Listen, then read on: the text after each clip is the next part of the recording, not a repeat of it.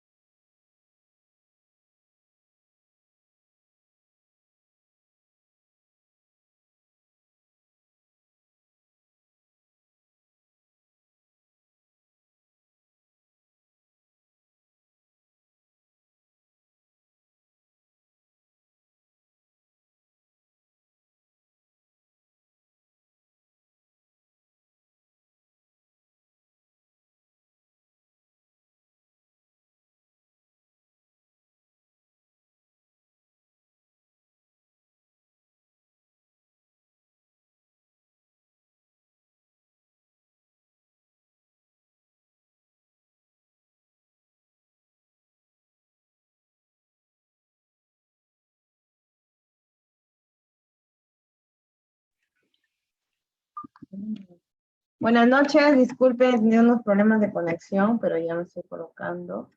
A ver si aprendo bien. ¿Qué tal? Buenas noches, ¿cómo están? Bienvenidos. Vamos a aceptar a la otra persona que está ingresando, a María Belén. El día de hoy vamos a realizar una nueva clase acerca de lo que corresponde al siguiente módulo de la gestión en salud pública. Y para ello vamos a hablar un poco de lo que le compete a la ética en salud pública. Voy a compartir mi pantalla para poder mencionar las diapositivas. Ya, por favor, me confirman si se puede ver las diapositivas, ¿sí? Bien, ¿se puede ver? Hola. Sí se ve. Sí, Okay. Doctora, sí se ve. Gracias. Listo, muy amable. Gracias. Bien, entonces hay que evaluar qué es hoy día la ética, ¿no?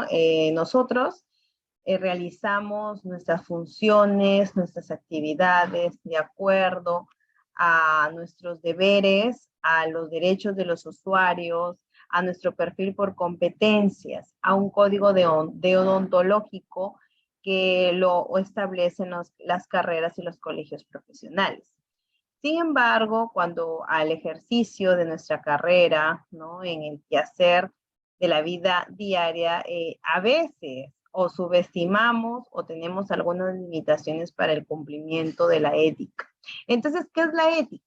La ética es una disciplina o una ciencia filosófica que trata de relacionar el bien con el mal, de acuerdo también a los comportamientos del ser humano y a la interacción que tiene para hacer el bien o para hacer el mal.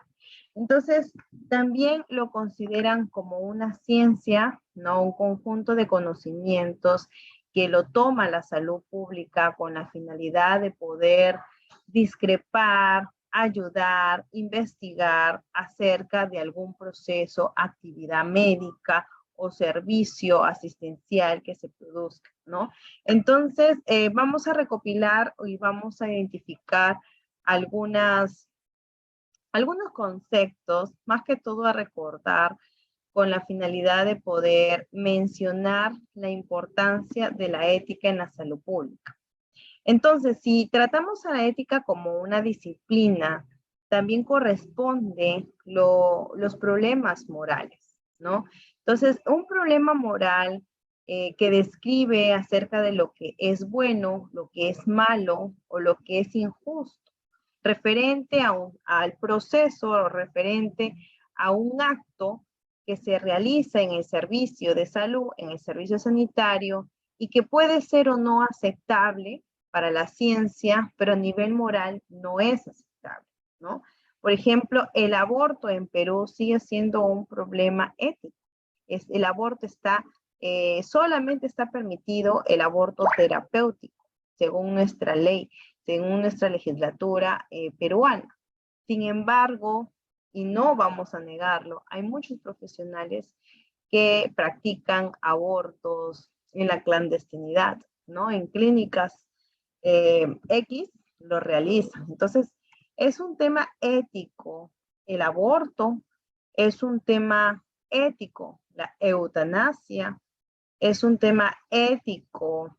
El violar el consentimiento informado. Entonces, distintas posiciones vamos a tomar de acuerdo también a la percepción que deban tener los profesionales. Sin embargo, es muy importante cómo voy a determinar la ética, qué implica o cuáles son las situaciones concretas en las que tengo que utilizar mi comportamiento ético, ¿no? Por ejemplo, si las personas somos o no transparentes, somos éticas o no, entonces eso también conlleva a ver cuáles son nuestras actitudes frente a una indisposición, por ejemplo, que no es transparente o que es corrupta, ¿no? ¿Cuál es nuestro comportamiento? Y eso también implica en el proceso de formación de este curso, no solamente ya saber qué es la gestión, cuáles son las herramientas, los determinantes, sino también cómo debemos de respetar y comportarnos. Entonces, la ética se basa a estudios reales, estudios no empíricos, ¿no? En cuanto a la descripción de lo correcto, en cuanto a lo que la gente hace y cuáles son las lo normativo, ¿no? Para que podamos ver lo que se debe de hacer versus lo que es y lo que se hace. Entonces, es importante tener en cuenta cuáles son las actividades. No hay precisamente una fórmula para la ética. Esto está sujeto a las perfecciones y al conjunto de valores que posee cada individuo, ¿no? A los principios. Por ejemplo, para nosotros sabemos que la infidelidad, por ejemplo, es un acto de una deslealtad, ¿no? Es algo, para mí no es ético, la infidelidad, ¿no? Pero para otras personas, la infidelidad es, bueno, un error, lo paso, ¿no? Entonces, bueno, se perdona y se sigue, ¿no? Entonces, el tema está dependiendo de la percepción y del conjunto de valores que tenga el ser humano, ¿no? Lo que hemos visto, ¿no? ¿Es ético o no haber sido desleal al actual presidente o, bueno, expresidente por la nueva presidenta que tenemos, ¿no? ¿Fue una determinación ética? ¿No? ¿Fue una determinación desleal? ¿Lo hizo a beneficio del país? Pero no a una conducta desleal de personas, ¿no? Entonces, bueno, yo no soy política, siempre lo aclaro, pero es donde quiero llegar a hacer hincapié sobre para una persona puede ser que está haciendo bien las cosas y para la otra que no lo está haciendo. Y todo depende del conjunto de valores, de la razón de ser para que puedan ellos tomar una decisión, ¿no? Por ejemplo, profesionales de salud, bueno, un aborto lo consideran como si estuvieran sacándose una muela, y bueno, se le hace su legrado uterino y no pasó nada. Pero para otros conjuntos o para otro grupo de profesionales, el aborto es, si es un aborto provocado, es el asesinato de un bebé, de una vida, ¿no? Entonces, eso es, siempre hay controversia, ¿no? Entonces, es importante ver aquí en este contexto cómo se analiza la ética, la bioética, desde las distintas ciencias, como es la filosofía, ¿no? La ciencia del pensamiento, las conductas, los comportamientos. ¿Y por qué hablamos de bioética? Porque a diario existen problemas que surgen en esa interacción del proveedor sanitario con los usuarios, ¿no? Todos los días se investiga, todos los días avanza la ciencia a pasos gigantescos, todos los días hay práctica médica, hay actos médicos, hay acceso de servicio de salud, ¿no? Entonces, frente a esto que estudia la salud pública, debemos considerar que en las prácticas médicas, ¿cuáles son los principios que se deben de tener en cuenta para no perjudicar a ese grupo de usuarios que tienen a cargo algún procedimiento, alguna intervención, si lo están colocando para como experimento de un laboratorio, ¿no? Y eso es importante tener en cuenta cuál es la documentación que se presenta, por ejemplo, para una investigación, para que puedan participar un grupo, ¿no? De la muestra, de la cantidad muestral de una investigación. ¿Cuáles son las condiciones que hacen para que se respete su participación? Consentimiento informado, que ya lo voy a explicar más adelante. Entonces, el patito feo de la bioética. Bueno, pues porque hay diversas situaciones donde no se puede responder en totalidad a la voluntad del investigador, sino que tiene que respetar parámetros del comportamiento de la responsabilidad humana y también de ese respeto a la intervención del usuario. Entonces, si se producen investigaciones con la finalidad de incrementar el conocimiento, pero ese conocimiento va a ser a cambio de perjudicar a más ciudadanos, si esto lleva, si nos remontamos a la historia desde la época de Hipócrates, cómo se ha venido desarrollando la investigación, la salud, en esa relación de proveedor sanitario y usuario, que es la relación médico-paciente. Y que obviamente desde la salud pública estamos nosotros también inmersos en aquella cantidad, sobre todo en ese grupo, en el grupo de población, y qué nos dice acerca de las políticas públicas que están en cuenta y de lo que ejecuta el Estado para el acceso a los servicios. Entonces, luego de ello, ¿cuáles son el tema ético, ¿no? De carácter terapéutico? Por ejemplo, he conocido varias asociaciones que promueven, ¿no? El consumo medicinal de algunas drogas, ¿no? Especialmente de algunas drogas que permiten tener o aliviar el dolor, ¿no? Y que tienen efectos terapéuticos, pero no es ético frente al consumo excesivo, ¿no? Específicamente de la marihuana, ¿no? Entonces, o por ejemplo, el incremento de pastillas, ¿no? De sustancias que producen una dependencia fármaco en los usuarios, una dependencia fármaco-dependiente, hacen que les imposibilite vivir sin haber recibido de forma diaria constantemente el medicamento, ¿no? Entonces, si tenemos un paciente fármaco dependiente, es ético, a pesar de que calmamos su dolor, se está incrementando a que sus molestias disminuyan, pero que no pueda avanzar, ¿no? Porque estaríamos generando un daño en el organismo. Entonces, no es solo respetar la relación proveedor sanitario con usuario, sino también es que debemos de considerar cuáles son las características que cumplen, ¿no? Las normas. Y en ello, pues, está por sobre todo evitar más daños a esa población que accede al servicio. El respetar la acción gubernamental en ejecución de las normas, los estatutos, y sobre todo inclinar a qué beneficios o resultados se tienen. En la ética de ley y derechos, existe un código deontológico en cada profesional. Existen los derechos humanos que se tienen que respetar. Así también existe la ley o la planilla de deberes que también los usuarios deben de respetar para no vulnerar los derechos de los demás población. Entonces, con eso vamos a ver que gracias a esta filosofía o esta disciplina llamada ética, nos va a hacer una reflexión sobre lo que debería ser y lo que contempla la ley. Y está muy relacionada al acceso a los servicios en salud y principalmente a los deberes y los derechos.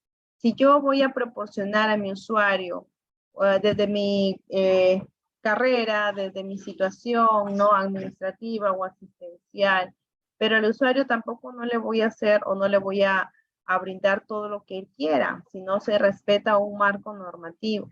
Entonces, es importante los deberes en los usuarios, ¿no? Para que se respete y no se vulneren o no se lleguen a situaciones desagradables, donde se tenga que colocar una denuncia o donde se tenga que fomentar el desorden, ¿no? Exista algún pleito, un contratiempo, ¿no?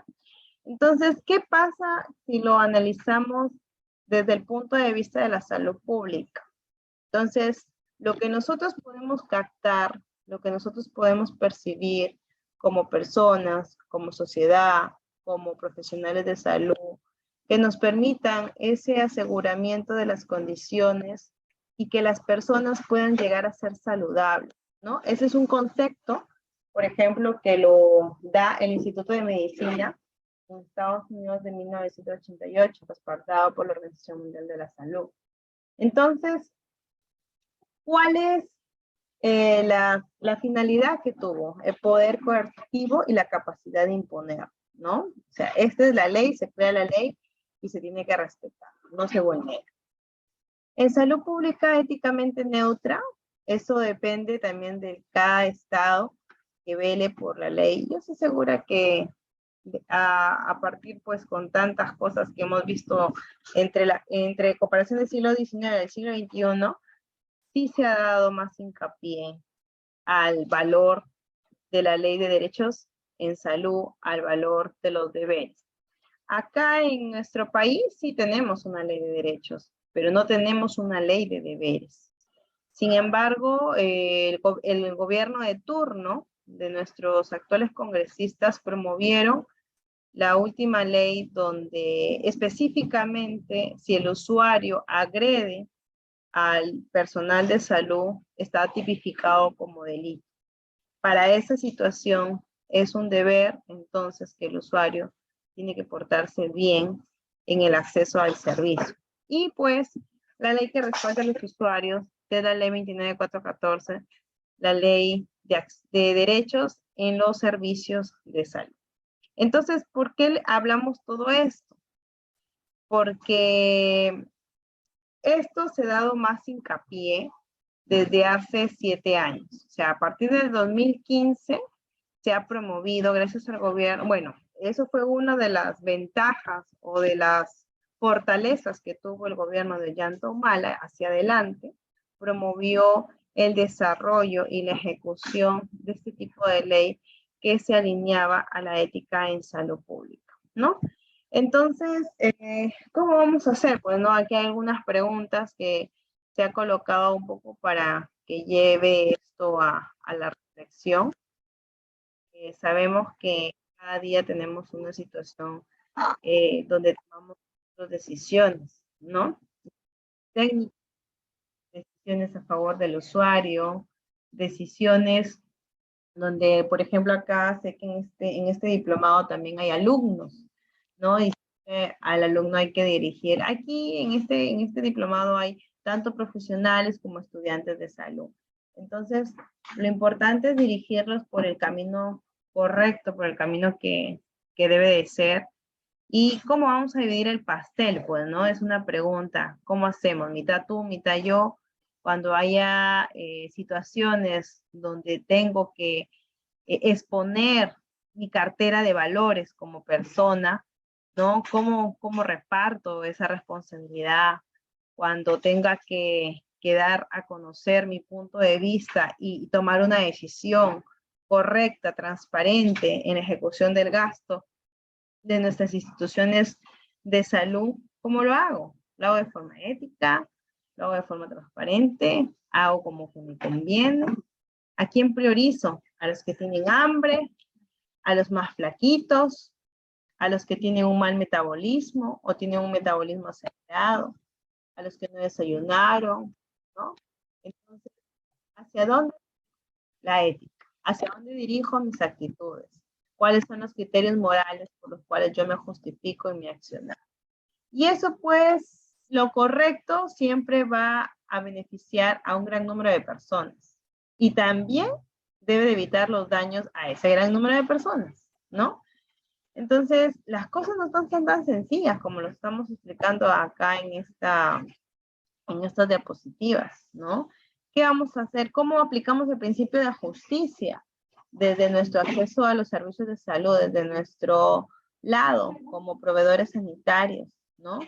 Entonces, por ejemplo, acá mencionan un tema, hay una asociación recién, ¿no? Creada hace 2 años, la Asociación Nacional de Enfermedades Huérfanas, ¿no?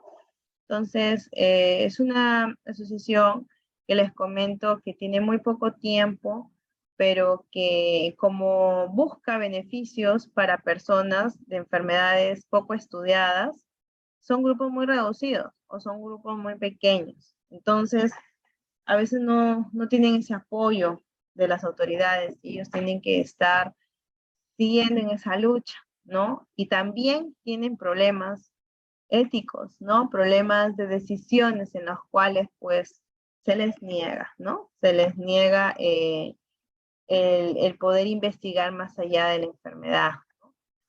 ¿Cuál es el rol, entonces, como ética, ¿no? Es tener un criterio apropiado, es una percepción por cada persona, llegar a una sola percepción, llegar a una sola justificación. Entonces, no solo o no basta la percepción ni la buena fe, sino también respetar la norma, cumplir la ley, ¿no? Aquí tenemos, por ejemplo, un caso. Hay un test aplicado a toda una población de una jurisdicción, imagínense en la jurisdicción donde ustedes se encuentran, que se salva 1000 vidas, ¿no? Entonces, sin embargo, hay un test más caro y ese test va a ser aplicado a la mitad de la población, ¿no? Porque no hay mucho presupuesto, ¿no? Seleccionar al azar que salvaría 1100 vidas, ¿no? Entonces, ¿cuál sería la elección que ustedes escogerían?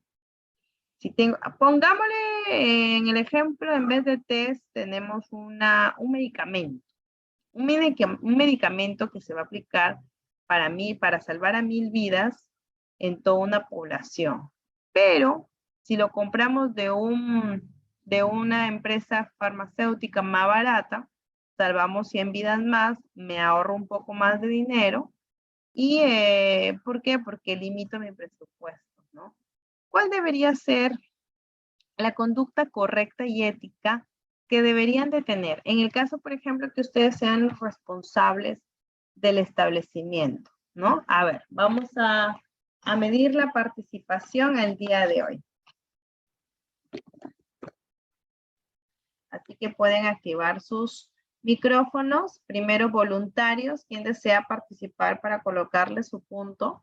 Tenemos 2 ejemplos, ¿ya? ¿A cuál de los 2 inclinarían? ¿Al medicamento que se aplica a toda la población para salvar 1000 vidas? ¿O me voy por el medicamento más barato que me va a ayudar a salvar 100 vidas más y que solamente, bueno, es más caro y también voy a aplicar a un cierto porcentaje de población al azar, no a toda? No le doy todo el medicamento, sino la mitad. A ver, vamos viendo quién está en línea para poder preguntar, ¿ya? A ver, Cristina Roca, buenas noches.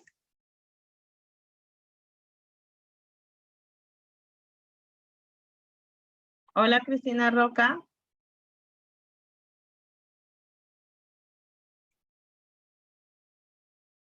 Cristina Roca.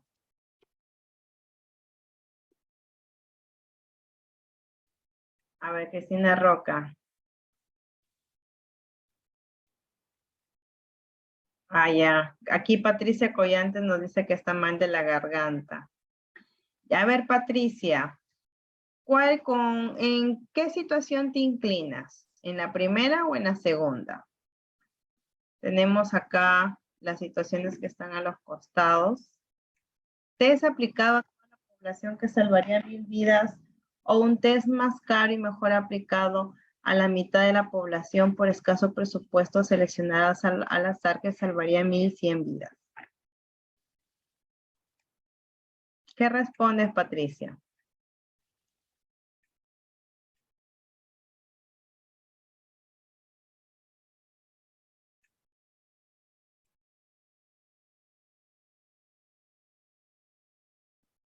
Tenemos dos situaciones. Ya, buenas noches, está ingresando Eric Serna. Ya, el primer, Eric Serna, buenas noches. Vamos a repetir las situaciones en este ejemplo para ver qué se haría. ¿Ya? Tenemos la primera situación que es el test aplicado a toda la población con la finalidad que se puedan salvar 1.000 vidas. Y tenemos otro test más caro y mejor aplicado, pero se lo hacemos a la mitad de la población, porque nos justificamos en que no hay presupuesto. Si seleccionamos al azar, salvaríamos 1.100 vidas, pero no estamos coberturando a toda la población, sino a la mitad. ¿Cuál sería la situación con la que ustedes más se identifican? ¿Con la primera o con la segunda?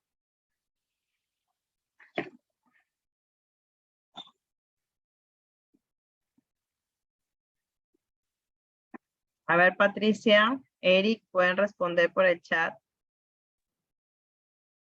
Soraya levantó la mano. Yo me inclinaría por la segunda, porque Por estoy la salvando segunda. 100 vidas más. 100 vidas más. Ya, gracias, Soraya. Y Patricia nos dice la primera opción. Ya, supongamos que estas no sean los test, sino que sean las pruebas, las vacunas para la viruela del mono, ¿no? Entonces, a Soraya, ella se inclina, si fuese, por ejemplo, una autoridad en salud, a salvar 100 vidas más, pero lo aplica a la mitad de la población, ¿no? Y Patricia, ella lo aplica a toda la población, pero salva 100 vidas menos. Entonces, ¿qué es lo que queremos encontrar con este resultado? Queremos, con la decisión que hemos tomado, queremos tener igualdad de oportunidades, queremos tener mejores resultados, ¿no? Imagínense, por ejemplo, lo que sucedió cuando tuvimos un expresidente, Vizcarra, ¿no? Que se desesperó comprando sus vacunas y que pagó un costo a las vacunas chinas que estaban, por ejemplo, si costaban $5, él supuestamente las compró a $25, ¿no? Entonces los primeros 2 lotes estaba prácticamente quintuplicando, ¿no? La cantidad del costo. ¿Y eso a qué me inclina? Por necesidad a salvar más, a aplicar todo, ¿no? Es una decisión difícil, ¿no? Que está en nuestra percepción. Mira, aquí tenemos dos posiciones diferentes, pero ¿cuál es la correcta? ¿Queremos salvar más vidas o queremos aplicarle a toda la población? ¿No? La respuesta de este ejemplo es la primera. ¿Por qué? Porque se aplica a toda la población, que son 1.000 vidas. La segunda dice la mitad y al azar. Entonces aquí no hay un orden. Y si la respuesta en la primera se aplica menos, salvamos menos vidas, pero para eso está la gestión, ¿no? Y ustedes tienen que fortalecer sus capacidades de gestión. Yo voy a conseguir esto, voy a salvar 1.000 vidas, pero gestionando puedo hacer este mismo procedimiento y ya no salvo 1.000, sino 2.000, y lo aplico para todos, que no se me quede ni uno al azar, ¿no? Entonces eso es dependiendo, ¿no? También del grupo que ustedes puedan promover, ¿no? Porque uno puede tener sus ideales, su escala de valores, su cartera de valores como seres humanos. Sin embargo, cuando vamos al trabajo o al equipo o a los jefes, tienen otra cartera de valores, ni siquiera cartera, tienen un monedero o un gotero de valores totalmente reducido. Entonces, la salud... Pero es relativo, profesora. ¿Perdón? Sería relativo porque en realidad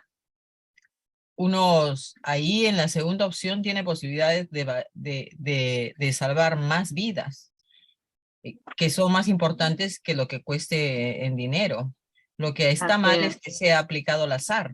Se supone que ahí lo que uno tiene que hacer es seleccionar cuáles son los de mayor riesgo. Así es, Pienso. ¿no? Así es, sí, es importante. Por eso le digo, o sea, uno puede tener una concepción, pero la toma de decisión para, por ejemplo, esto que pasa en nuestro servicio, analizándolo, no puede tener, ya, yo pienso esto y esto va a ser. ¿Por qué? Porque como trabajamos con personas y el servicio no solo lo da el profesional, sino el conjunto de personas. Y eso a veces nos pasa, ¿ah? Porque tenemos una idea de cómo mejorar nuestro servicio, de cómo ayudar, de cómo coberturar más, de cómo darle sostenibilidad a nuestro recurso o hacer que tengamos una mayor demanda o incrementar tal vez nuestra oferta. Y tenemos muchas ideas, pero vamos y nos chocamos contra la pared porque el jefe no le parece, porque el jefe es el único que manda, porque no es un líder, porque no toma en cuenta las opiniones de los demás, que también ustedes son parte del equipo, de ese servicio. Entonces tiene mucha razón Soraya, porque dice, para poder salvar más vidas y que no sea al azar, hay que elaborar los criterios de selección para las personas con mayor factor riesgo, en este test, ¿no? En este ejemplo, ¿no? Y es un reto, ¿ah? Estos temas son un reto porque uno va con todas las pilas, con toda la intención, llegas y si no hay una buena predisposición por parte de las jefaturas, se queda ahí, solo en la ilusión. Y eso también genera impotencia, decepción, y eso genera a veces que solo trabajemos por nuestras funciones y nos vayamos, ¿no? Entonces ya se genera un mal clima organizacional. Y ahora pues la tendencia en este siglo es que las instituciones sanitarias no sean solo una institución de salvar una vida al usuario, sino de prevenir que se enferme y que crezca como empresa. Entonces, ¿qué dice John Stuart Mill? Habla sobre el principio del daño. ¿Y qué nos refiere? El único propósito por el cual se puede ejercer legítimamente sobre cualquier miembro de una comunidad civilizada contra su voluntad es para prevenir el daño a otros. Su propio bienestar, ya sea físico o moral, no es garantía suficiente. Entonces estamos hablando de una colectividad. Estamos hablando de un daño, perdón, de un beneficio común en el principio del daño, ¿no? Entonces, luego de ello, teniendo en cuenta que no solamente es prevenir mi daño, sino evitar perjudicar a otros, ¿no? Ese se vendría a ser el principio del pregunta de cuestionario, ¿cuál es el principio del daño? Desde el ejercicio legítimo del poder del Estado. No es solo prevenir mis inconvenientes o perjudicarme, sino también es evitar que se perjudiquen otras personas con las decisiones que pueda tomar uno solo. Bien, entonces aquí vamos a tener algunas preguntas que nos van a poder consolidar en cuanto a nuestra formación de conocimientos que estamos repasando, ¿no? Lo que corresponde a la ética en salud pública. Por ejemplo, ¿cómo hago? ¿Cómo concilio mis intereses con la protección del bien común? ¿Cómo ayudo para ver beneficio versus riesgos en la salud pública? ¿De qué manera el nivel de coerción del Estado se justifica o no? ¿Cómo puedo ayudar y asumir y elaborar prioridades cuando los recursos son limitados, ¿no? Lo que nos mencionaba Soraya Quevedo. ¿Cómo yo puedo asegurar y darle sostenibilidad a la participación de los usuarios para que tomen una decisión, ¿no? Cuando implementamos un programa, al principio es bien bonito, todos los usuarios van, pero ¿cómo hacemos que esa participación se mantenga en el tiempo, sea sostenible. Es un poco difícil, ¿no? Más si ven que el programa en salud está desorganizado, no hay cooperación, o no tiene los recursos suficientes, entonces es difícil, ¿no? A ver, algunos temas que siguen siendo que se discuten actualmente, ¿no? Por ejemplo, todos estamos preocupados por el tema de la obesidad, ¿no? Sin embargo, ¿cómo están las industrias, las tiendas que nos venden esas bebidas gaseosas ricas, ¿no? ¿Están bien con sus impuestos? ¿No? ¿Están generando más clientes? Si es una industria si es una industria o es una empresa que lo que genera es para hacerle daño a la gente, porque la gaseosa, por ejemplo, al consumirla mucho, al consumirlo con gran frecuencia, daña, ¿no?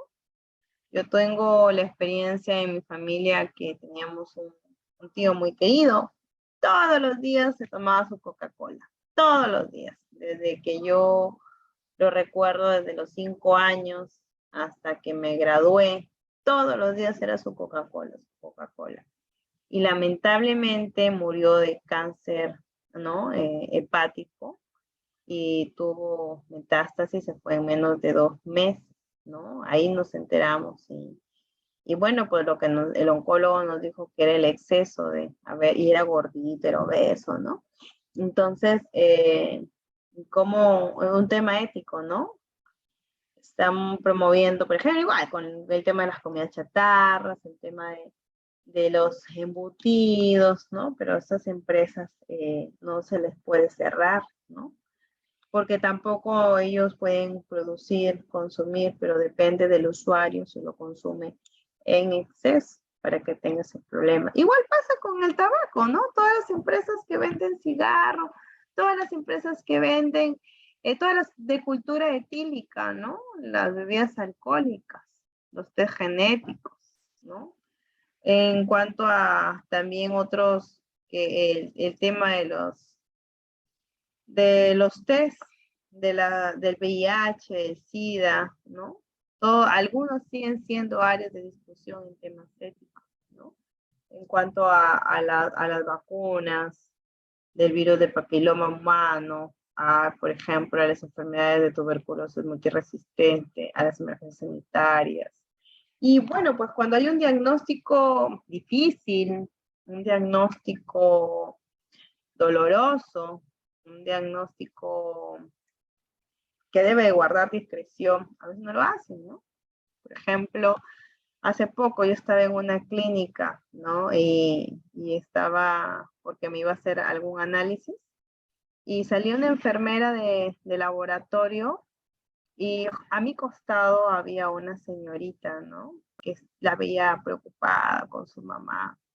Entonces, bueno, pues yo estaba, cuando espera en la consulta anda con su celular. Y salió la enfermera, ¿no? Estábamos en una clínica que supuestamente tiene todos los estándares de calidad. Ahí le dijo, a ver, ¿qué pasa la señorita que tiene el tumor grande? Y todos nos horrorizamos. Y la señorita no sabía que tenía un tumor grande, sabía que era su tumor.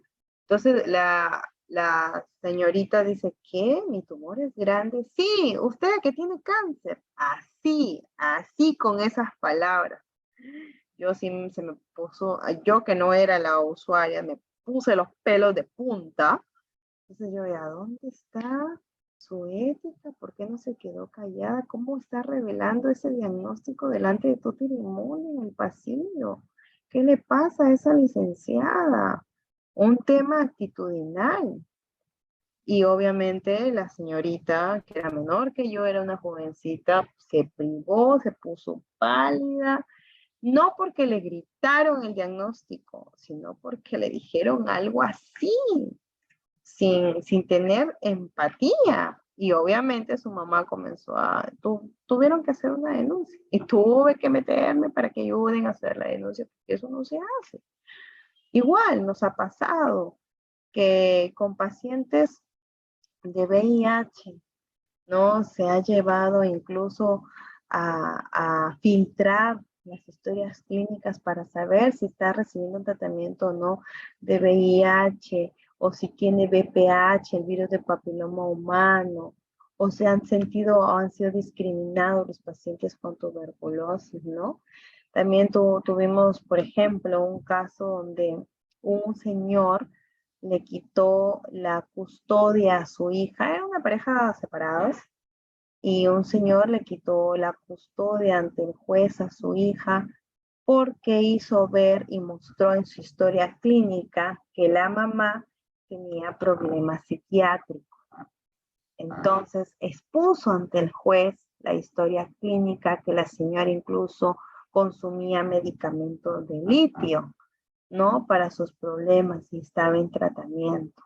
Entonces el juez le quitó, lamentablemente le quitó, ¿no? La tutela, se llama eso, la tenencia temporal, ¿no? Se la dio al papá, pero el abogado de la señora también fue muy astuto, dijo, un momento, ¿cómo se sabe que la señora tiene tratamiento psiquiátrico? ¿Por qué están revelando ese diagnóstico? Y eso es un delito. Revelar un diagnóstico es un delito. Está en contra de la ley 29414, que es el derecho a la privacidad de la historia clínica de los diagnósticos. Entonces, tuvo que confesar el papá que había pagado a 2 técnicas de enfermería para que le sacaran la fotocopia de la historia clínica del hospital. Se tuvo que intervenir en ese hospital, se cerró por 2 días el lugar de triaje, ¿no? Incrementó la demanda, es un caos. A las finales las señoras, me enteré que de las 2 personas, una era técnica de enfermería y la otra era licenciada, le quitaron su licencia, ¿no? Entonces, son decisiones, y les había, pues el papá había pagado, ¿no? Para que hagan ese tipo de sacarle una copia, ¿no? Entonces, hay que tener bastante cuidado, porque nosotros como profesionales de salud tenemos acceso a las historias clínicas. Si nos enteramos de algo, hay que ser muy discretos. Por más que tengamos problemas incluso familiares, no podemos llegar más allá, porque siempre tenemos que respetar la ley. Y estos casos, nosotros vemos, todos los días vemos problemas, ¿ah? Vemos problemas, y de los problemas, no les quiero contar problemas para que ustedes se estresen, ¿ah? Sino que les comentamos para que eviten, porque es difícil, ¿no? Incluso recuerdo la licenciada que había sacado la copia de la historia clínica, era una licenciada que tenía la edad de mi mamá en ese tiempo. Entonces yo le digo, pero es una señora casi de 60 años, respetable, ¿no? Con experiencia, ¿qué hace metiéndose en un problema por unas cuantas monedas o por un billete, ¿no? Entonces es importante cuál es la conducta ética que se debe de tener en cuenta, ¿no? Bien. Hemos tenido y seguimos, bueno, en crisis en nuestro país. Hemos venido ya golpeados de un sistema fragmentado, segmentado, como lo hablaba en las primeras clases. Y también hemos tenido un problema a nivel mundial por el tema de la pandemia. Y seguimos teniendo una crisis sanitaria y una crisis ahorita social y política en nuestro país. Entonces, nuestro país como emergencia, ya sea por crisis política, por el aislamiento, por la cuarentena, porque nos tienen que obligar. Por ejemplo, sé que algunas instituciones de Lima y de algunas provincias, de algunas regiones, ¿no? Como Arequipa, como La Guaira, están promoviendo el trabajo en remoto a los que puedan, debido a todo el proceso que se está viviendo, ¿no? En que en sí es difícil cómo está nuestro país, ¿no? Que de verdad causa bastante dolor, ¿no? Ver que nuestro país está retrocediendo.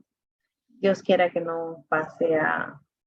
Hay que orar mucho por nuestro país, ¿no? Porque no sabemos en qué condiciones se puede encontrar por más presidenta nueva que tengamos. No estoy a favor de Castillo, por si acaso, pero sí, ese cambio el cambio de autoridades, ¿no? También hemos tenido una autoridad como de un año, Francisco Sagasti, Ollantomal, antes PPK, o sea, todo en tan poco tiempo hemos tenido muchas autoridades y eso, esos cambios políticos también estabilizan nuestro país, ¿no?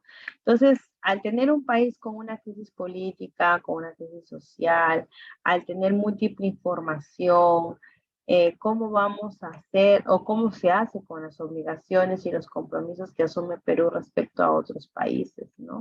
En las decisiones que nos afectan, ¿no? Sanitariamente nos afectan, ¿no? Entonces, ¿cuáles son las pautas? Ya con esto vamos terminando.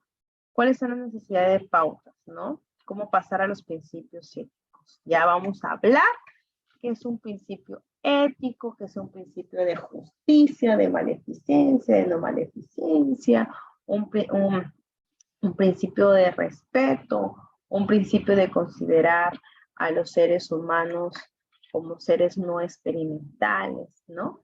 Entonces, ¿cuáles son los beneficios, ¿no? Que tenemos acá? Y para ello vamos a proyectar un video acerca de la ética médica y los principios de la ética médica. ¿Ya?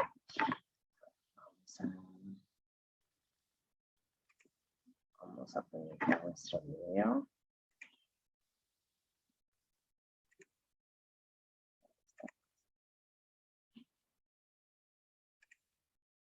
Por favor, me confirman si se escucha.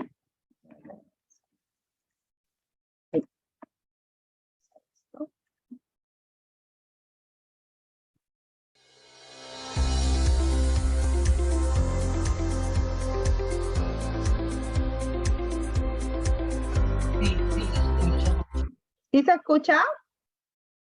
Sí. Ah, ya, perfecto.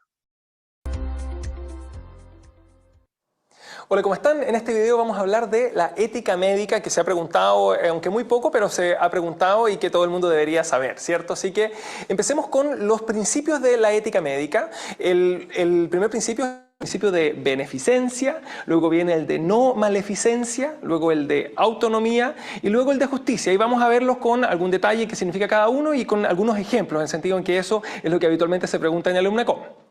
Ahora, el principio de beneficencia se resume en hacer el bien, en buscar el bien del paciente. Uno no debería dejarle nunca un tratamiento que no le va a generar algún beneficio y del mismo modo uno está obligado a actuar de manera de beneficiar al paciente, y abstenerse de hacer el bien sería algo antiético para el médico.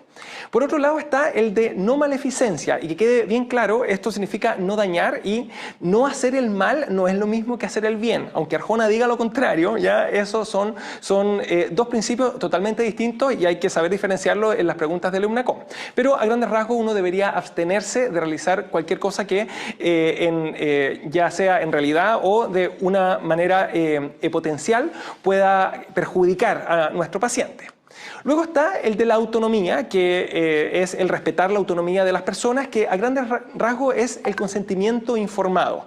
Y repito las dos palabras. Por un lado, el consentimiento, o sea, que él entregue su voluntad de efectivamente, ya sea o participar o recibir un tratamiento, y que sea informado, o sea, que lo haga luego de que yo le haya explicado bien y luego de que él haya entendido bien. Y ahí es importante que haya entendido también, por si acaso. Y finalmente está el principio de justicia, que a grandes rasgos es que cada uno reciba lo que le corresponde sin que haya discriminación arbitraria, y ejemplo, dejar fuera a un grupo de personas del acceso a la salud, y que sea igualmente actuando conforme a la ley, conforme a la normativa y conforme a el bien común en general. Ahora, vamos con unos ejemplos que es lo que nos va a ayudar finalmente a diferenciarlo. El ejemplo número 1, se incluye en un estudio a un niño de 15 años. Los padres consienten, porque ellos son los representantes legales, ¿cierto? Pero al niño no se le pregunta. Ahí se estaría faltando al principio de autonomía.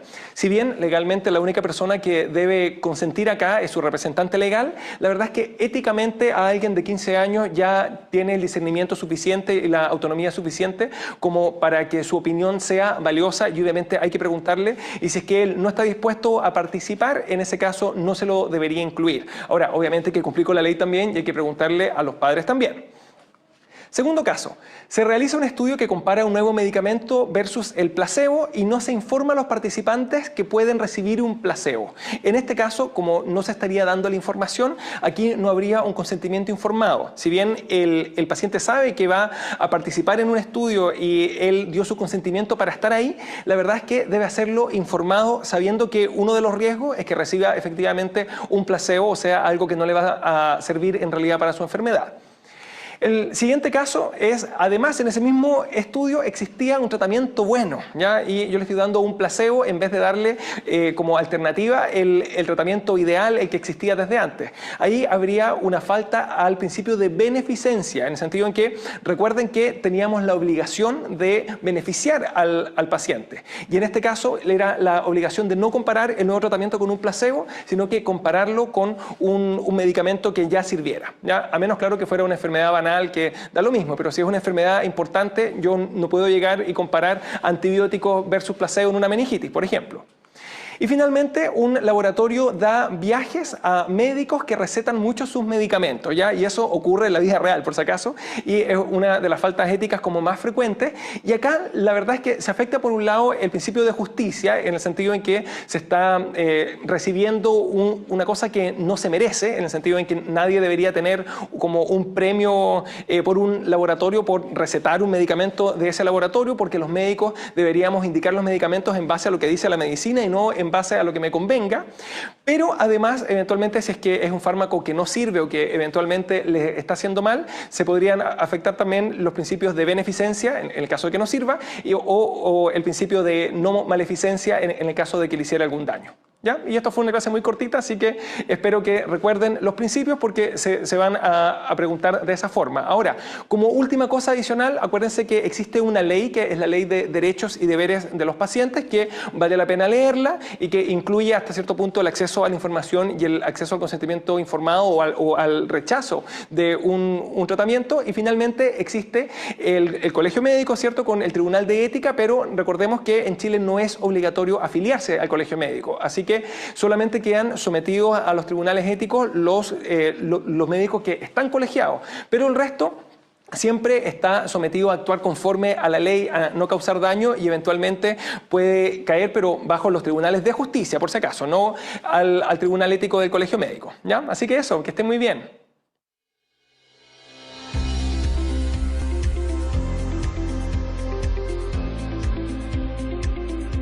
Bien. La similitud de lo que mencionó el doctor en cuanto a la ley de deberes y derechos, bueno, él es un representante de Chile, ¿no? Y nosotros también tenemos una ley, pero solamente de derechos, ¿no? Ellos sí tienen una ley de deberes en Chile. Nosotros tenemos una ley de derechos en acceso a los servicios de salud de los usuarios y tenemos una planilla de deberes. Para que esa planilla se convierta en una ley, debe de impulsarse desde el legislativo. Pero bueno, pues los actuales congresistas de turno están priorizando otras cosas, ¿no? Y vamos también ahora a identificar un poco, ya antes de pasar a hacer, después de ver este segundo video, ya voy a pasar lista y luego voy a hacer un ejercicio con el segundo tema que vamos a mencionar sobre, bueno, que ya lo he explicado o lo referí anteriormente, que es el tema de deberes y derechos en salud, ¿sí? Entonces, a ver, voy a compartir de nuevo.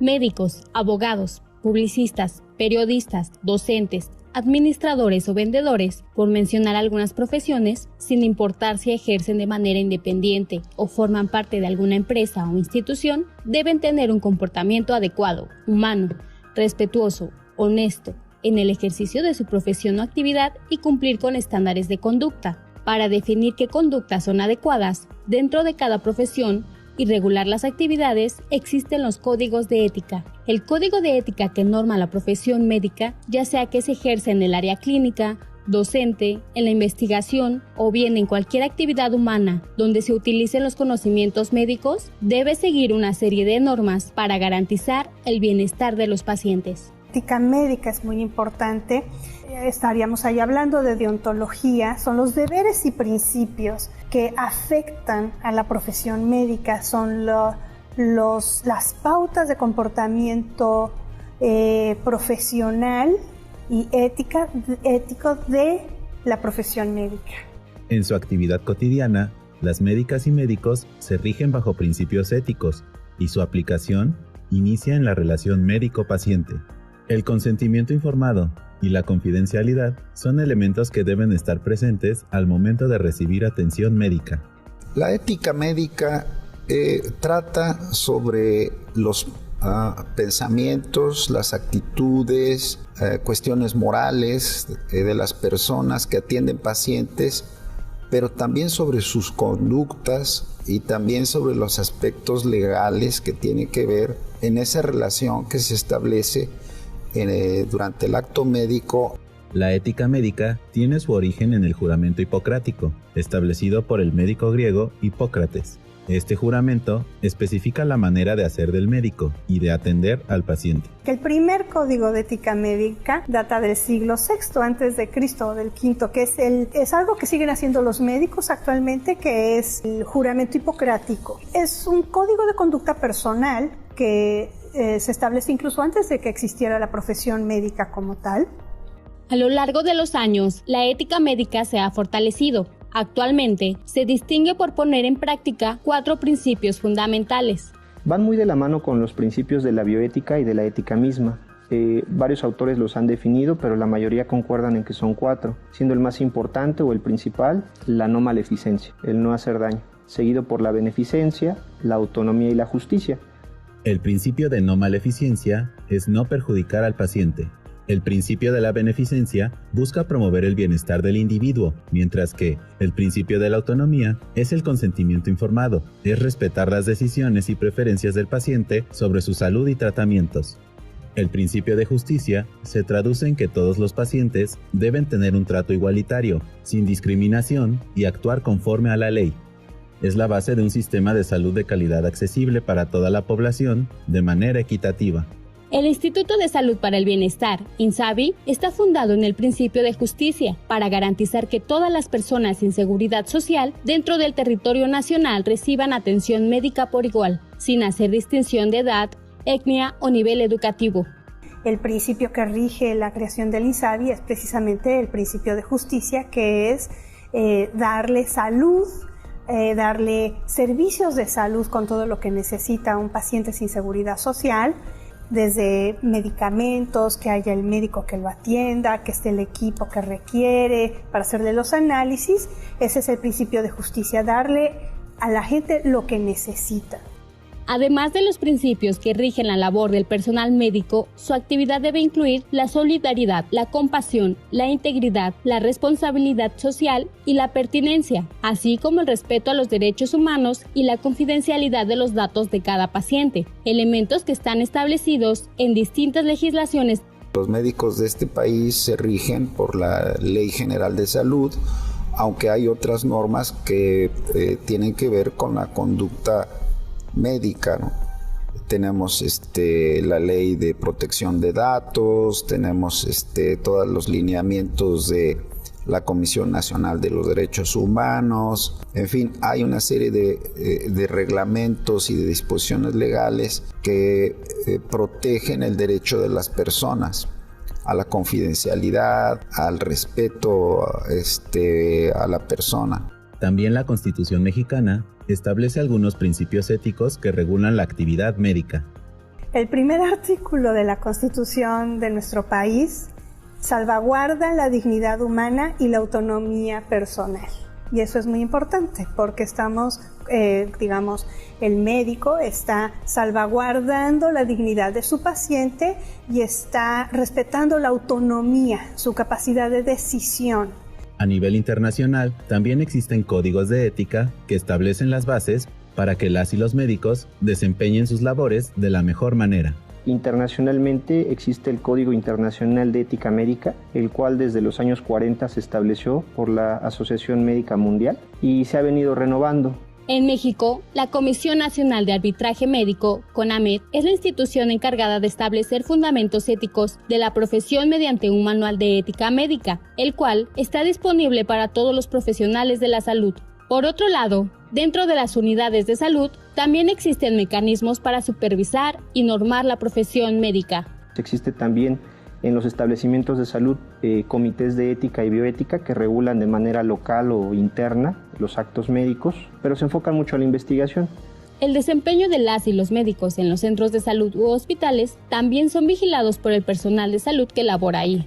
En cada una de las instituciones hay un líder, hay un jefe de servicio, hay un director. Todas las actividades que hacen están normadas, hay que seguir esas normas. Como todos los profesionistas, las y los médicos también están expuestos a tener un comportamiento no ético. Una de las principales causas para no respetar la ética médica es la influencia de factores externos, lo que los lleva a buscar su propio beneficio antes del bienestar del paciente. También hay otras cosas como el conflicto de interés, que es cuando una persona antepone un interés económico al bienestar de su paciente.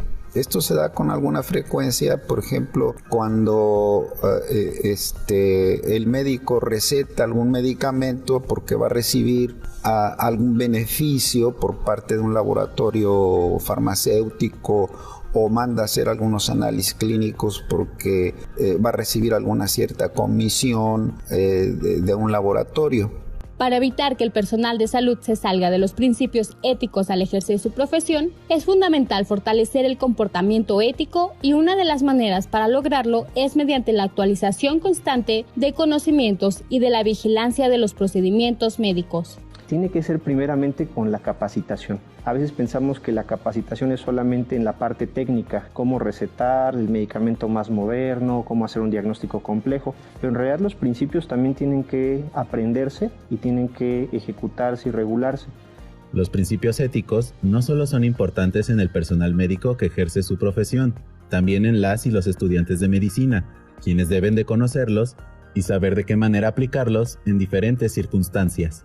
Yo creo que los médicos que están formando médicos, por ejemplo en las residencias médicas, pero también los profesores en la universidad, en las escuelas de medicina, el ejemplo que ellos les ponen a los alumnos es muy importante. Actualmente, la ética médica genera gran cantidad de discusiones sobre las acciones que se deben o no hacer para beneficiar la salud de las y los pacientes. Es muy discutible cuál podría ser el papel de la medicina, no solamente para curar enfermedades, sino también para prevenirlas o bien para mejorar el funcionamiento de los organismos. Este es un debate y es un debate que vamos a estar viendo mucho en los próximos años. Los debates en materia de ética médica se hacen presente en las diferentes etapas de vida de los seres humanos. Hay muchos temas que dilematizan al médico y lo retan y hacen que tenga que tener discusiones de ética médica, desde temas de inicio de la vida con neonatos, con fertilización humana asistida, hasta dilemas al final de la vida, ¿no? Con la muerte cerebral, con la donación de órganos y trasplante de órganos, con temas de planificación familiar, anticoncepción, violación, temas que han estado muy discutidos, como es el tema de suicidio, suicidio médicamente asistido y eutanasia. Con los avances en la medicina, la ética médica también ha ido evolucionando y por ello es necesario que las y los médicos estén capacitados en conocimientos y habilidades, que sean profesionales que se rijan por la ética médica. Instituto de Salud para el Bienestar. Gobierno de México.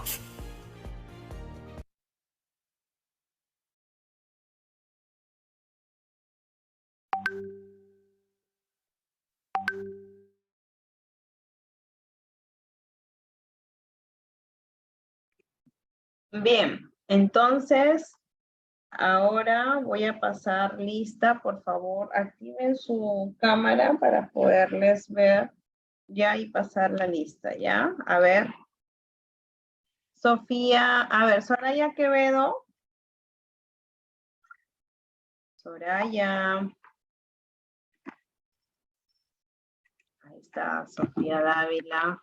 Miss, buenas noches, disculpe, es Luz Choque, está con el nombre de mi hijita. Ah, ya, no hay problema, Luz Choque. Buenas noches. Buenas noches. Estoy aquí, sino que perdón, perdón, profesora, estoy aquí, sino que estaba minimizado el icono. Ya, ok, Soraya Quevedo. Ya. Bien, Lina Mendoza. Doctora, buenas. Hola, Lina, ¿cómo estás? Buenas noches. Presente. ¿Qué tal? Muy bien. Acá, doctora, recuperándome. Ay, sí, hay que estarse cuidando. Lina Mendoza. Han asistido poquitos, han entrado pocos a la clase.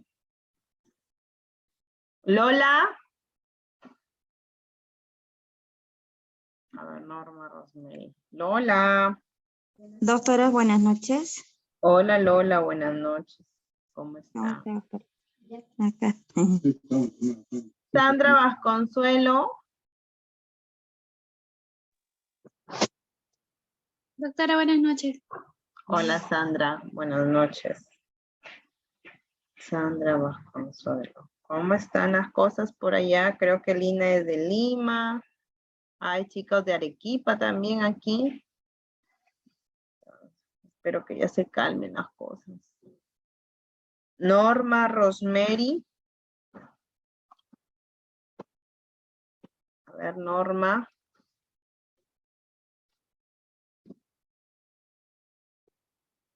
Norma Rosemary.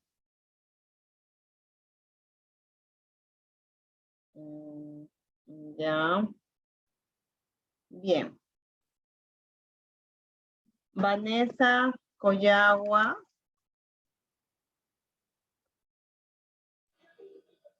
Vanessa.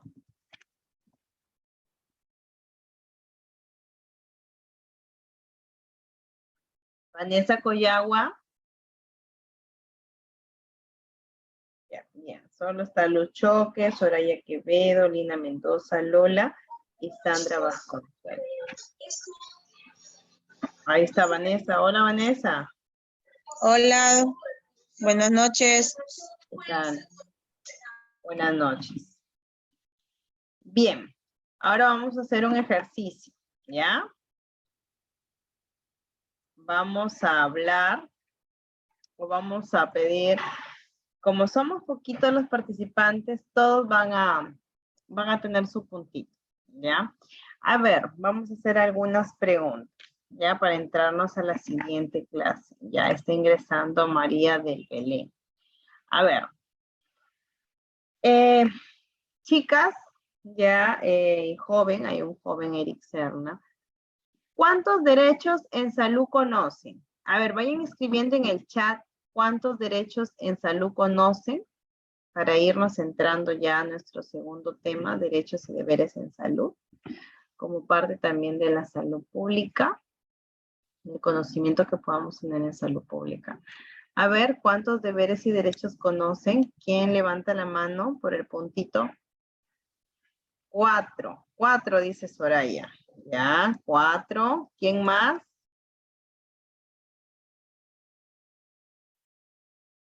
A ver, Lina.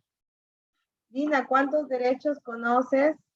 Sandra dice 5. Ya, ¿y cuáles son esos derechos que ustedes conocen? Me encuentro en el hospital trabajando. Ok, Eric, te comprendemos, no hay problema. ¿Cuáles son esos derechos que conocen? A ver, derecho a ver, Luz Choque, un derecho que conozcas.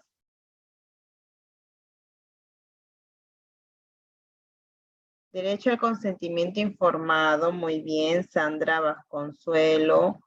A ver, Soraya Quevedo, otro derecho. No googleen, por favor. A ver, Sandra Quevedo, otro derecho que conozcan. Debemos de recibir una información que sea clara y con calidez. Muy bien. Derecho a la información, al acceso a la información. Muy bien, gracias. Derecho a la atención, nos escribe María Belén de los Ríos. A ver, María Belén, active su cámara para poner la asistencia. María Belén de los Ríos. Bien. Entonces, derecho a la atención, nos dice María Belén. ¿Qué más? Bien, vamos. A un trato digno.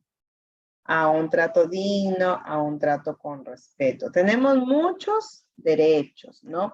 Nosotros somos profesionales de salud, somos los proveedores sanitarios, los que estamos ahí con el servicio, pero en cualquier momento pasamos a las largas colas de salud, ¿no?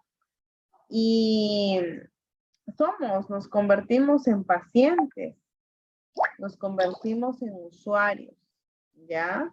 Entonces, es importante, ¿no? O que nosotros, por ejemplo, tengamos un familiar y estemos prácticamente apoyando como familiares de los usuarios, mientras que nuestro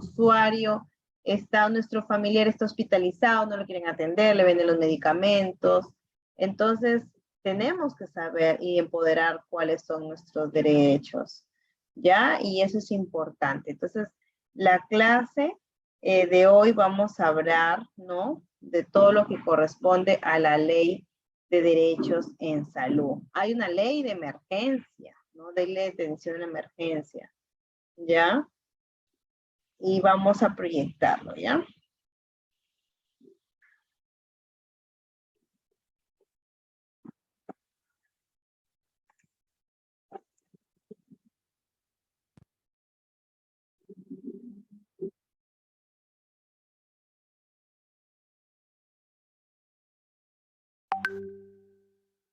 Bien. Sí pueden verlo, ¿verdad? Tenemos derechos a salud. Bien, entonces, estos derechos, ya, un poco a definir algunas palabritas, ¿no? ¿Qué es un derecho? Un derecho es prácticamente la facultad que tiene una persona de que nace, que lo conforma, lo representa la ley y que se tiene que exigir sí o sí para que se cumpla, ¿no? Se fundamenta en la dignidad de las personas.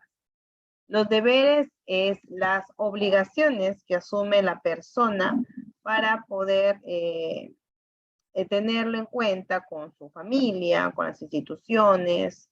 Entonces, no podemos hablar de derechos si no promovemos los deberes, ¿no?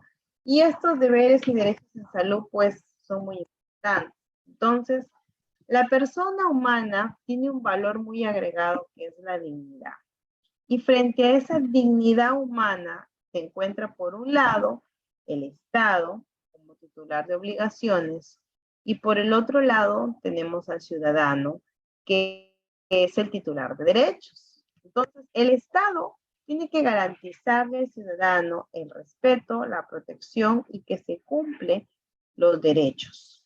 Y el ciudadano tiene que hacer cumplir en el Estado la cartera de deberes, ¿no? Y es un poco difícil, sobre todo cuando no hay esa actitud de querer respetar, ¿no?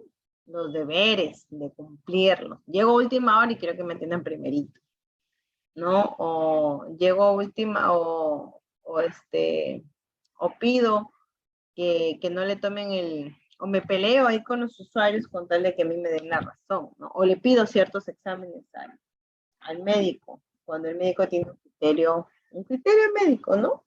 O por un reclamo que tengo, lo agredo, lo escupo, le golpeo al médico, le grito, ¿no? O no solo al médico, sino a cualquier profesional de salud. Entonces, desde el 2015, que ya se crea la Superintendencia Nacional de Salud, se promueve ciertos principios.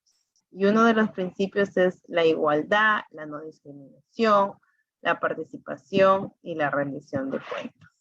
Y esto pues no solo está inventado en Perú, no solo está creado en Perú, sino como ustedes lo vieron en el video del doctor Guevara, ¿no? Se habló también en Chile, solo que en Chile sí hay una ley de deberes, acá todavía no lo hay. ¿No? Estamos en ese proceso, en ese camino, esperemos que con el tiempo, porque miren, esta ley de derechos en salud está desde el 2015, o sea, estamos con una ley que tiene la edad de un niño de primaria, de primero de primaria, o sea, tampoco no es tan conocida esta ley. Y los enfoques que se toman en cuenta para ejecutar estos deberes y derechos, ya tenemos 4 enfoques. El primer enfoque, que es el de derechos humanos, el segundo enfoque, que es el de género, el tercer enfoque, que es el de interculturalidad, y el último de intergeneracionalidad, ¿no? Entonces, estos enfoques nos permiten ver que en derechos humanos, pues la prioridad hacia los grupos etarios, ¿ya? Y esta prioridad, pues, tenemos a las personas más vulnerables, ¿no? Como por ejemplo, a los grupos de adultos mayores, a los grupos de personas de niños, a las gestantes, de género, por ejemplo, que se preparan, ¿no? Acerca de la posición y de las acciones que fortalezcan la equidad de género entre varones y mujeres. Interculturalidad, porque sabemos que nuestro país es pluricultural, multicultural, y necesitamos que se adecúen los servicios de salud para poder llegar a personas. No todas las personas poseen una misma cultura, y a pesar de que tengamos en un mismo espacio, digamos en una misma jurisdicción, y tenemos que respetar, ¿no? Los pueblos, tenemos que respetar el principio de igualdad, ¿no? Hacia las zonas, las costumbres, ¿no? Por ejemplo, cuando yo trabajaba en la sierra, a mí me daba mucho gusto ver a las mujeres, a las señoras que usaban sus polleras, ¿no? Sus trajes típicos, se hacían sus trenzas con sus cintas satinadas, vivían de su algodón, estaban esperando las consultas, llegaban bien, eso sí, bien bañaditas, su pollera era bonita, era hermosa, con unos colores, ellas mismas se hacían, llegaban con su jerga, de paso que en la jerga, ¿no? En su alforjita, ¿no? En una alforjita, metían un montón de cositas y me llevaban a regalar, ¿no? Yo siempre, yo no les pedía nada, pero de ellas nacía también, que si no lo recibía, también se resentían contigo, ¿no? Esa la gente de la sierra es muy querendona. ¿Tú? A pesar de que ellos a pesar de que el profesional está ahí para servirles a ellos, porque es mi deber, era mi deber en ese momento, era el derecho de ellos que yo no podía quebrantarlo, que yo tenía que respetarlos, pero ellos se sentían como que si yo les estuviera haciendo un favor, y no es así, ¿no?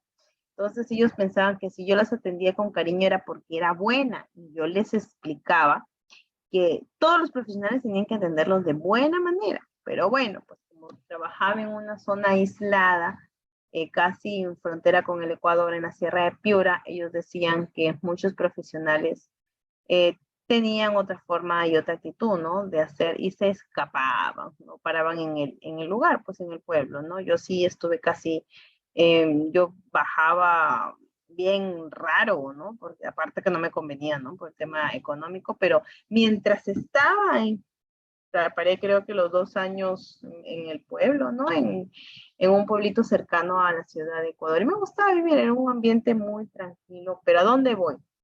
Que la gente a veces no está empoderada y piensa que uno le hace un favor atendiéndolo. Y no es así, ¿ah? ¿Eh? El concepto de derecho es que se tiene que atender sí o sí.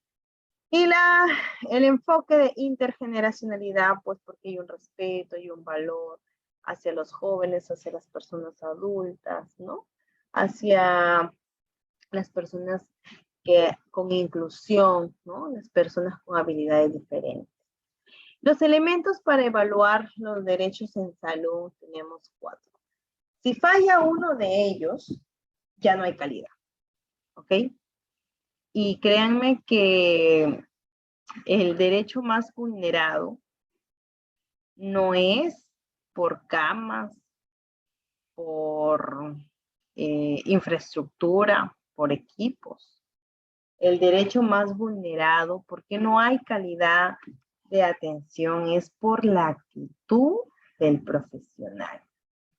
Pero hay que comenzar a reconocer cuáles son los elementos para que me garantice una atención con calidad. Primero, que todo esté disponible. Que tenga camas, bienes, específicamente 3 grupos, ¿no? Recursos humanos, infraestructura y equipamiento e insumos. Luego, que seamos respetuosos de la ética médica, ¿no? O sea, no pude hablar primero de esto, sino haber tenido como un precedente todo el tema que hemos desarrollado más de 1 hora acerca de la ética. Culturalmente apropiados, con enfoque de género, que sea aceptable por ciclos de vida, que sea accesible, es decir, que no se discrimine, que tenga una accesibilidad física. El establecimiento no puede estar en la punta de un cerro donde no se pueda caminar, donde no haya agua, donde no tenga luz, ¿no? La accesibilidad económica. ¿Cuánto me sale ir al establecimiento de salud? Me sale muy caro, mejor me voy a un médico particular. Y el acceso a la información. Voy y me miran mal, no me dan información, siento que si le pregunto se va a molestar. Entonces, miren cómo son los elementos que me pueden proporcionar o no la calidad técnica, humana y científica, ¿no? La calidad científica que me da los equipos, la calidad técnica, las habilidades, pero la calidad humana lo da el usuario en la satisfacción, ¿no? Ese médico o esa licenciada o ese técnico me trataron de maravillas, su forma de expresarse, son muy empáticos, ¿no? Entonces eso nos motiva a que en ese mismo establecimiento se puedan llevar a seguir brindando el servicio en buenas condiciones con alta calidad. Existe una ley que es importante, la ley 29414 y el decreto supremo, ¿no?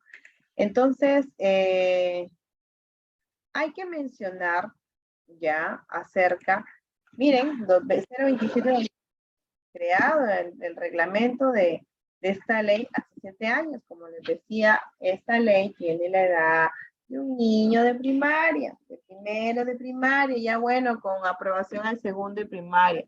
No todos las conocen. Entonces es importante promoverlo, difundirlo, ¿sí? Y el primer derecho, es el derecho al acceso a los servicios de salud. A veces vamos a la emergencia, no urgencia, y nos olvidamos del DNI. Y encontramos un tremendo cartelazo que dice, en este establecimiento no se atiende si no traes DNI.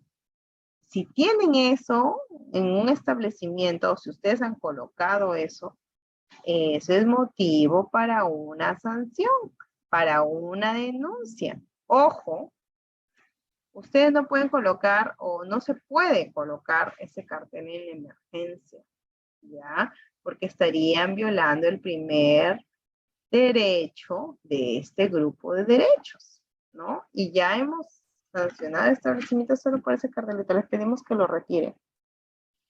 Es decir, la persona tiene el derecho a recibir la atención médica libremente en los establecimientos de salud o del aseguramiento o de su cobertura de seguro, de atención. El derecho al acceso de información. Voy, el médico me habla en términos médicos, la licenciada le pregunto, no me quiere informar, mi familiar se opera y no me dice, estoy ansioso. Ese nivel de ansiedad, de impotencia, preocupa y enferma. Así que ustedes tienen el derecho de pedir el acceso de información que le explique. Yo necesito, pero tampoco no lo van a hacer de manera grotesca, ni tampoco hacerlo de manera irrespetuosa, ¿no? Señor, buenas tardes, señor médico. Por favor, quiero saber el estado y la evolución de mi paciente, que se llama fulano de tal, y yo soy su, no sé, su esposa, su hija, su madre, su abuelita, ¿no? Entonces, también lo que se hace aquí es informarle a un familiar, nada más que ese familiar se encargue de informarle a todos los demás familiares, porque también ya han pasado casos que el médico, estoy informándole a todos, y después me mandan más. No, se informa, la ley nos dice, tenemos que informarle a una persona y que esa persona se le dé el acceso de información sobre la evolución, o además hasta el mismo paciente, porque como los pacientes ahora ya tienen su celular, van y dicen, ¿sabes qué? Estoy bien, o me van a hacer esto. Lo importante es comunicar. Pero este derecho se ve limitado por la actitud de la persona. Si la persona es una persona poco empática, un ser humano que tiene problemas, ¿no? Que explota fácilmente, que no tiene inteligencia emocional, entonces sí es complicado, se va a ver limitado. Tercer derecho, a la atención y recuperación de la salud. Es decir, toda persona tiene derecho a ser atendido, a que respeten su intimidad, a que respeten su dignidad y que le den un tratamiento que esté científicamente comprobado, que esté bajo la norma y que se recupere. Aquí involucra también el que, por ejemplo, los análisis, las tomografías, ¿no? Los exámenes auxiliares, análisis, comprende a este derecho. ¿Qué pasa si voy a un establecimiento, tengo CIS o tengo de salud, pero el hospital o el centro de salud no tiene ese servicio? Por ejemplo, necesito una resonancia, ¿no? La resonancia está en algo de 1.200, 1.400. Y el hospital no lo tiene, se ha malogrado, no me pueden sacar una tomografía. Y me dicen, bueno señora, necesitamos una tomografía. Vea usted. Ah, no. ¿Qué nos dice esta ley? Y ojo, muy importante conocer. Si el usuario tiene CIS y se va a un hospital del CIS, el responsable del hospital, el administrador, todo el equipo técnico, tiene que gestionar, en ese caso, la necesidad del servicio para que los usuarios se vayan y se saquen su tomografía o su resonancia magnética. Tienen que hacer toda la gestión y luego les piden que lo financie el CIS. O en todo caso, si es un paciente de salud, ¿no? Por ejemplo, antes de ingresar, por eso es que me demoraba para responder cuando nos conectamos, porque me estaba con fallas del internet, que estaba pasando el internet del celular a la computadora, y dos, estaban llamándome por decir, Cintia, ¿qué hacemos en un lugar de la sierra, que es por el Ministerio de Salud? Y hay una gestante que es de salud. La gestante no tiene dinero, pero tiene otro tipo de seguro. ¿Le voy a cobrar todo? No, atiéndela gratis. Es más, es una preclántica, hay que salvar la vida a ella y al bebé. Y dile al jefe del establecimiento de salud, del Ministerio de Salud, del MINSA, que todos los gastos los pida a su GIPRES, todos los gastos que implican ella, el tratamiento, los servicios de atención médica, la ambulancia, se la tienen que referir, ¿no? Para que le devuelvan dinero el de salud. Ay, pero no, ya han hecho esos procesos y no los quieren devolver. Perfecto. Entonces, que busque SECONAR, que es el Centro de Conciliación y Arbitraje que le pertenece a la Superintendencia Nacional de Salud, ¿no? Entonces, hay personas que han gastado un montón de dinero en medicinas, en operaciones, en exámenes, y hay un centro de conciliación que se le pide a su unidad ejecutora, en este caso, al hospital que devuelva. Y sí se está, sí hay procesos de devolución, ¿no? Por ejemplo, acá en el centro de conciliación de SECONAR, hace poco me comentaba el responsable, el doctor John Guevara, y me dice, mira, Cintia, una señora ha presentado todos sus documentos que se ha ido del hospital Las Mercedes de acá, ¿no? Y en Las Mercedes no tiene tomógrafo, no tiene resonador, y la señora se ha gastado como 4.600 soles. Eso sí, para ese tipo de procedimientos, todas las boletas tienen que salir al nombre del paciente. Y me dice, ya yo mandé todos los documentos al CIS, y la jefa del CIS nos ha respondido que si bien es cierto, no le va a devolver los 4.600, pero sí le va a devolver los 4.000 soles. Se ha cerrado en 4.000 soles. Entonces, ¿qué dice el usuario? Bueno, el usuario ha aceptado, porque si no acepta, la del CIS también puede decir, bueno, yo ofrezco eso, si no acepto, entonces me cierro y no devuelvo nada. No, entonces, sí están haciendo casos de devolución, sobre todo con este tema, porque ya no ha habido una demanda insuficiente para los servicios que se suelen ofrecer. Por favor, me dan un minuto, necesito empujar mi gargantita, ¿ya? Menos de un minuto, me sirvo agua y regreso, ¿ya?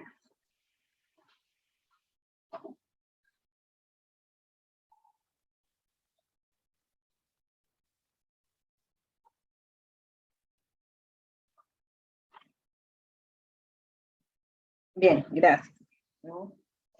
Entonces, el cuarto derecho es el derecho al consentimiento informado. Antes de hacer una actividad, un procedimiento quirúrgico, una acción que puede poner en riesgo la vida del usuario, hay que hacerle firmar un consentimiento y, sobre todo, colocarlo en la historia clínica. Porque si no lo colocan en la historia clínica y se pierde, prácticamente es como que si no hubiesen hecho nada, ¿sí? Entonces, el consentimiento informado es el escrito donde el paciente acepta toda la información y el procedimiento para poder aceptar o también negar, ¿no? Y el último derecho que tenemos es el derecho a la protección de derechos. Es decir, si yo quiero hacer una denuncia, me tienen que escuchar, la pongo. Si yo quiero hacer un reclamo, también me tienen que escuchar y lo pongo. O sea, yo tengo derecho a proteger mis derechos, ¿no? A que no sean vulnerados. Y si son vulnerados, a restituirlos, ¿no? En cuanto a eso, bueno, pues el decreto, ¿para qué se crea? El decreto se crea para tener un reglamento de esta ley de derechos. No sé si hay alguna pregunta hasta el momento. Hola. ¿Están ahí? Sí. Muy bien. ¿Hasta allí alguna pregunta?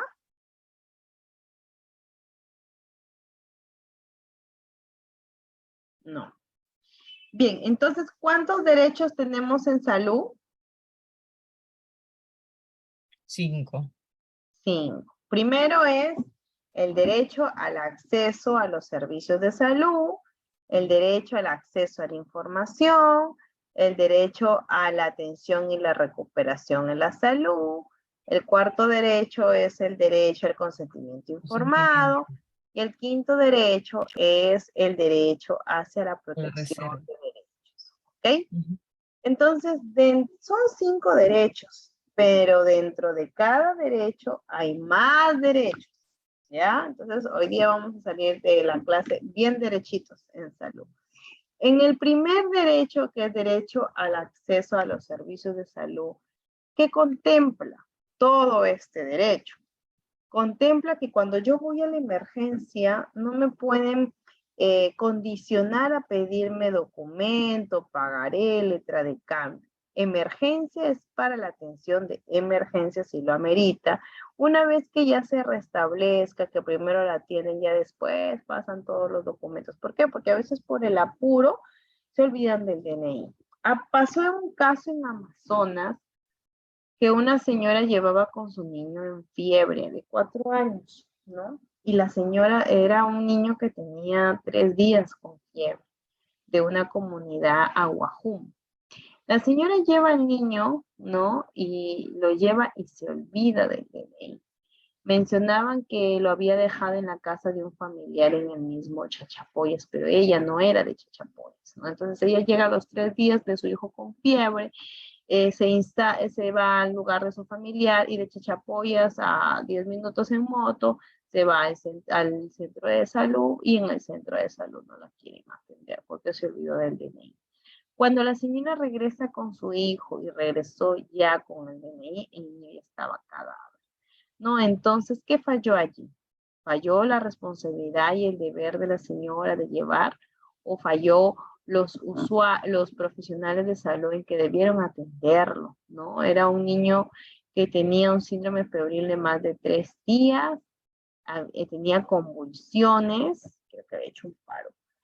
Anteriormente ya había estado hospitalizado. Entonces, era un niño que tenía muchos problemas y debieron de tomarle las funciones vitales. Estaba desaturando el niño cuando llegó porque ya vimos nosotros el reporte de cómo había salido, ¿no? En el anterior hospital que estaba en Bagua Grande, no recuerdo muy bien. Pero ¿a dónde llegamos con la finalidad de este caso? Que no tuvieron por qué pedirle. O sea, si llega una emergencia, se necesita primero atender la emergencia y luego se pide el documento. El segundo derecho es la libre elección del médico o IPRES, ¿no? Entonces, hay algunos derechos que han quedado limitados con el tema de la pandemia, ¿no? Sin embargo, debemos de considerar, por ejemplo, a la libre elección de qué médico yo me trato y en qué hospital, a recibir atención con libertad del juicio clínico. Entonces, yo tengo derecho a que el establecimiento me pueda garantizar que los médicos atiendan como debe de ser, ¿no? A que hagan su acto médico, que difundan hacia los mismos usuarios su criterio clínico. A una segunda opinión médica. Y eso ya es importante conocer, no quedarse solo con el diagnóstico de un médico o de un profesional de salud, ¿no? Siempre es importante buscar una segunda opinión médica. El acceso a servicios, medicamentos y productos sanitarios, ¿no? Entonces, ese acceso, ¿qué me tiene que garantizar? Que yo pueda consumir los medicamentos, ¿no? No hay medicamentos, no hay sulfato de magnesio, no están las claves de emergencias, compre. Ah, ya, perfecto. Si tienen la posibilidad de comprarlo, cómprenlo. Pero pidan su boleta o su factura a su nombre. Y luego se van a la oficina del CIS. Señor, usted en su hospital, por el CIS o por el E-Salud, he venido en una emergencia, una operación, y lamentablemente me han cobrado, yo le he comprado, ahora necesito que me retribuyan mi dinero. No, que no se puede, que por aquí, que por allá. Perfecto. ¿No lo quieren devolver? No. Inicio mi denuncia o me voy a la PAUS, que es la plataforma de atención al usuario, ¿no? O pongo un reclamo en el libro de reclamaciones. Y si no, no quieren, no me quieren dar el libro, que sería una falta grave, no darles el libro de reclamaciones. Si ustedes quieren hacer algún reclamo, lo pueden hacer de una manera normal. Perfecto, me voy a su salud.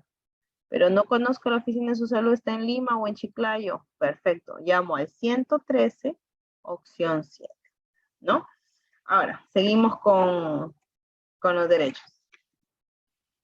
Segundo derecho, tenemos el derecho al acceso a la información.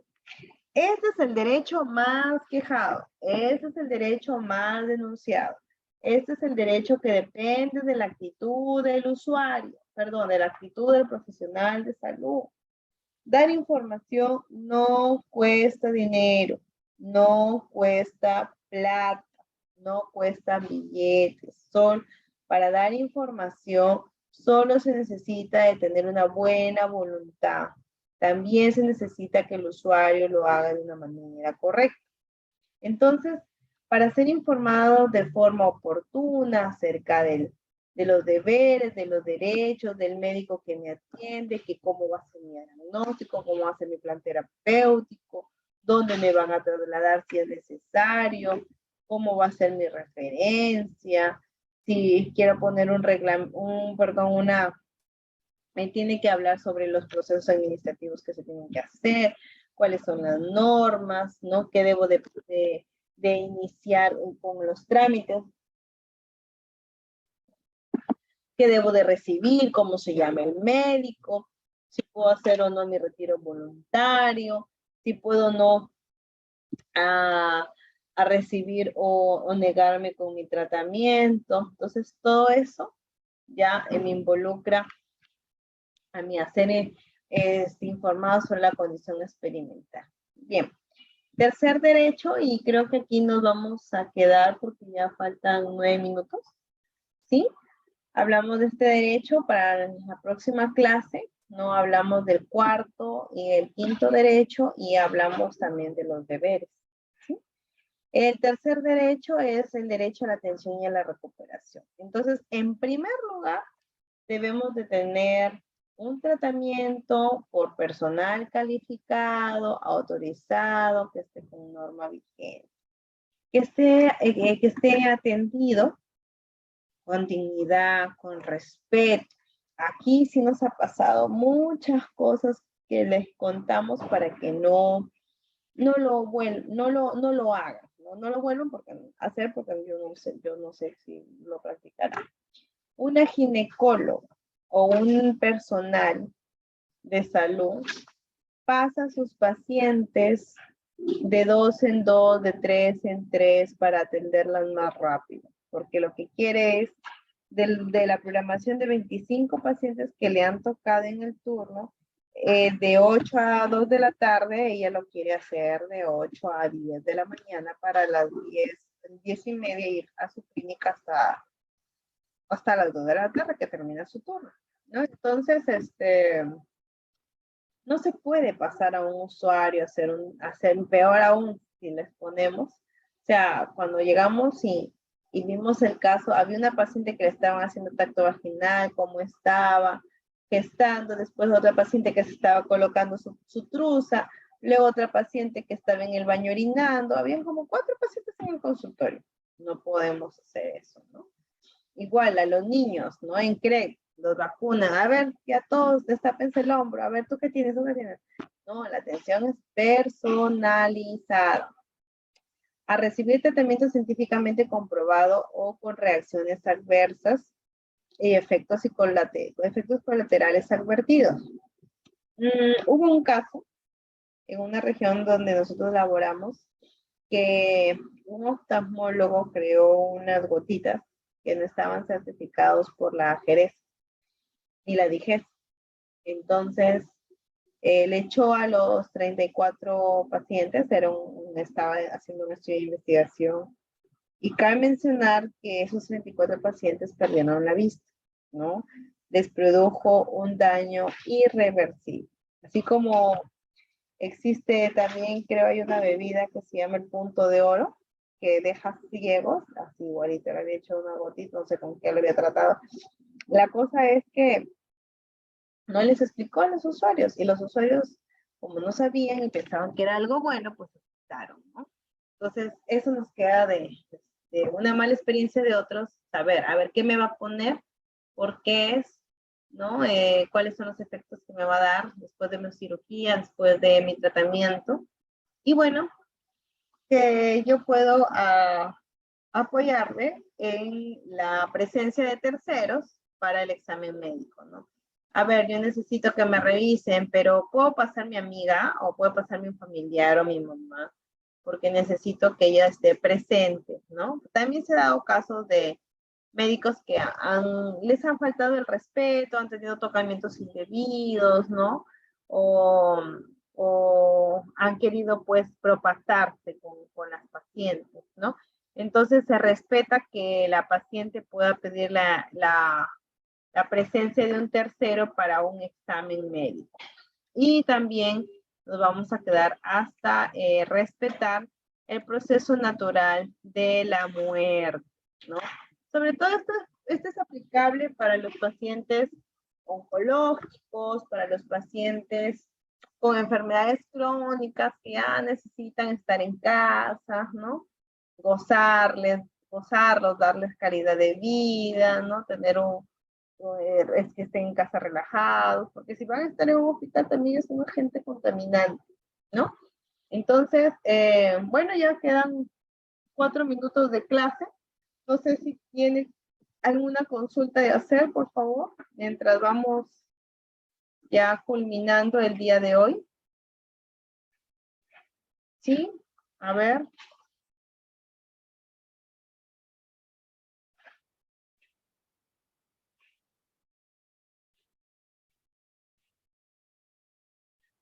¿Alguien tiene alguna pregunta? Sí, una preguntita, doctora. Por ejemplo, cuando un varón, bueno, va a hacer un examen clínico a una paciente, de todas maneras tendría que estar presente un personal técnico o alguien, porque la paciente también podría denunciarle o malinterpretar algún detalle del examen médico y ponerlo en problemas al médico, ¿no? ¿Eso es legal? ¿Está...? Si yo si yo soy la usuaria y quiero que esté presente una persona que puede ser el esposo, la mamá, no toda la familia, una sola persona, yo le puedo pedir al médico o a la médico, podría hacer pasar mi familiar para que usted me evalúe, me examine, y eso es totalmente válido, lo respalda justo este tercer derecho. Entonces, el médico o el profesional de salud no le puede decir, ay no, usted pasa solita. Esto se vio limitado en la pandemia, ¿no? Porque en la pandemia incluso con las justas no se evaluaba. Pero ahora que ya estamos volviendo un poco a la normalidad, sí puede presenciar un tercero que estén revisando a la persona, el mismo profesional. Y profesional no se puede negar, ¿no? Sí, eso sí, está claro, pero digo yo porque yo trabajo con muchos colegas que son varones y ellos dicen que, por ejemplo, ya una paciente se cayó sentada, entonces viene porque le duele el coxis.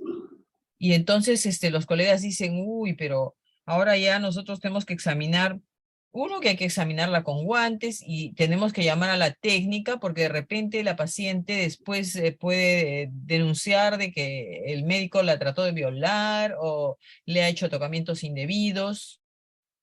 Entonces, como protección para el médico, ellos solicitan a veces que esté presente una técnica o un personal, otro personal, mujer, área médica, claro, mujer, claro. Si es una paciente, entonces tiene que ser mujer, ¿no?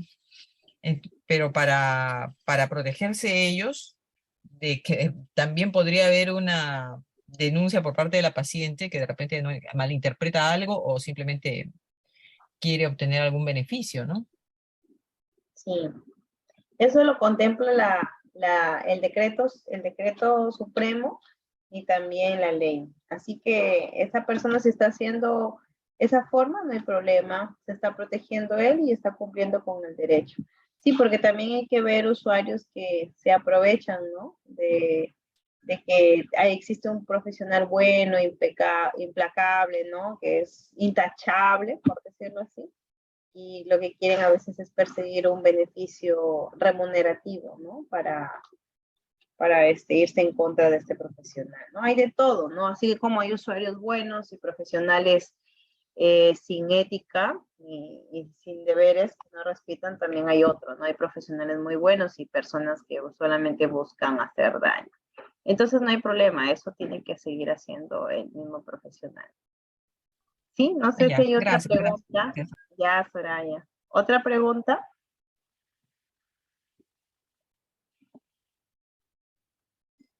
Bien, entonces nos quedamos aquí. La próxima clase a la misma hora en el mismo canal. Cuídense. Que Dios los bendiga. Nos vemos hasta el próximo martes. Hasta luego.